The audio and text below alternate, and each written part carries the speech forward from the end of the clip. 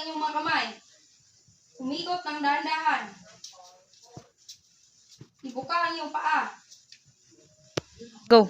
Ilagay ang iyong kamay sa inyong balakang.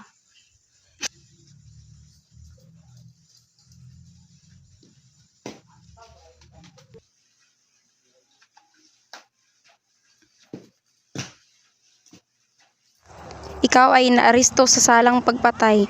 May karapatan kang hindi magsalita. Anumang sasabihin mo ay maaaring gamitin laban sa iyo sa lahat ng korte sa Pilipinas. May karapatan kang pumili ng sarili mong abogadong may kakayahan at malaya. Kung di mo kayang bayaran ang serbisyo ng isang abogado, maglalaan ang gobyerno ng isa para sa iyo.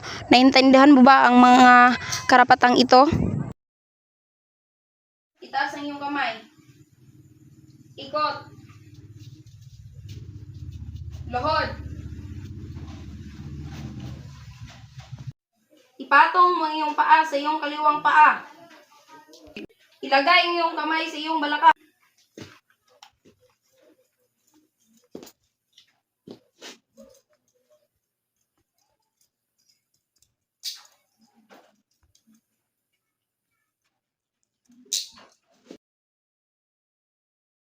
Itaas ang iyong mga kamay.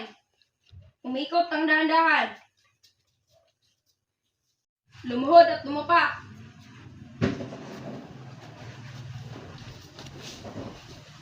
Ilagay ang iyong kamay sa iyong balakang.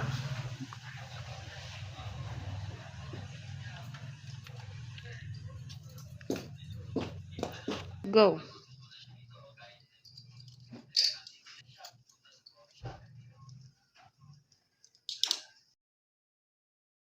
Go. Itaas ang iyong mga kamay.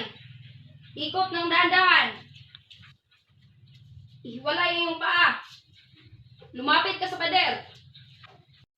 Ilagay ang iyong kamay sa iyong balakang.